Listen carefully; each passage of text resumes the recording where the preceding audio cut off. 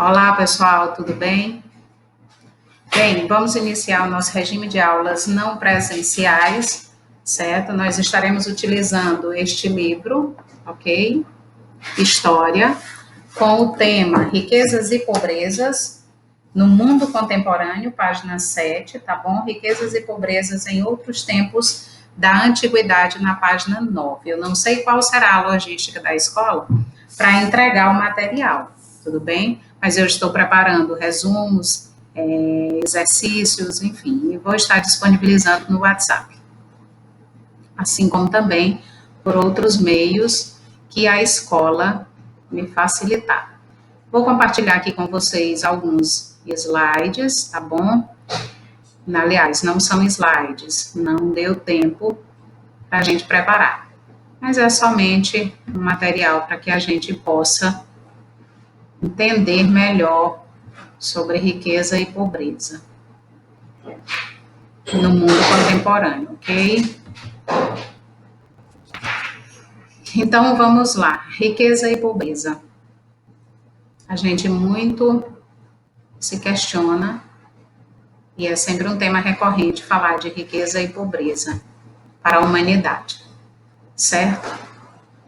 Então, para que a gente possa entender o real significado de riqueza e pobreza, a gente precisa voltar no tempo e olhar como a sociedade, como foi a constituição, certo, das sociedades. Vamos olhar um pouco a história da humanidade na antiguidade, na Idade Média, na Idade Moderna, certo? Saber quem era rico, quem era pobre, o que era o sentido da riqueza na Idade Média, na Idade Antiga e agora para nós também, tá ok? Na Idade Contemporânea. Vamos lá. Quando os seres humanos passaram a praticar a agricultura e a domesticar os animais, tornaram-se sedentários, ou seja, fixaram-se à terra e atribuíram a ela um valor como principal meio de se obter a sobrevivência. Então, aqui, a partir do momento em que o homem cerca um pedaço de terra, né, e essa fala não é minha, e diz que isso é dele, já iniciou um conflito, certo? Assim como também uma desigualdade social, onde uns são os proprietários e outros são servos, certo? Então, surgem os conflitos pela posse da terra e, consequentemente, a divisão social entre os que possuem terras e os que não possuem, os não proprietários.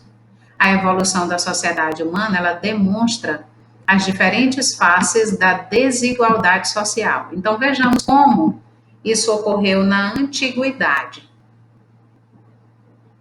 Deixa eu ver se melhora aqui para vocês a ampliação da tela. Bem, na antiguidade era comum as sociedades se dividirem em proprietários de terra e de escravos. E nós estamos vendo aqui na pintura um escravo jogado ao chão, amarrado, totalmente nu, sendo chicoteado. Também na pintura a gente percebe escravos seminus, outros vestidos com trapos, né? A gente vê uma senhora bem vestida, totalmente coberta, no canto esquerdo. Isso, no canto esquerdo. Então, pessoal, pela imagem a gente percebe que só na questão vestimenta dá para se perceber uma pessoa de posses e outra não. Porque a luxúria, a vestimenta, a roupa, o calçado, certo? Ostentar poder através, né, desses utensílios, ele demonstra riqueza. Aí a gente precisa também compreender o que é o real sentido da riqueza, né? E o que é a riqueza? Um ser humano totalmente recoberto por ouro, vestido com linho fino, certo? E um comportamento e a parte interna desse ser humano revestida de falta de humanidade, isso não é ter riqueza. Bem, na Idade Média, a sociedade feudal, ela dividia-se em senhores feudais, os donos das terras, e os servos, que eram os camponeses, que deviam obrigações aos seus senhores, tudo em troca da sobrevivência. Aqui nós estamos vendo, certos servos trabalhando a terra próximo ao castelo feudal.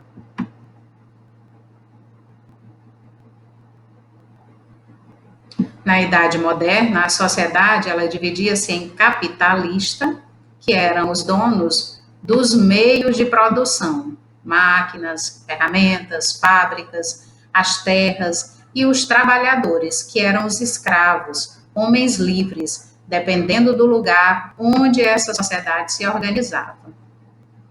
Durante o período, certo? É durante esse período em que a Europa Ocidental que se configura um sistema econômico conhecido por capitalismo comercial, que aos poucos vai se expandindo por todos os lugares da Terra.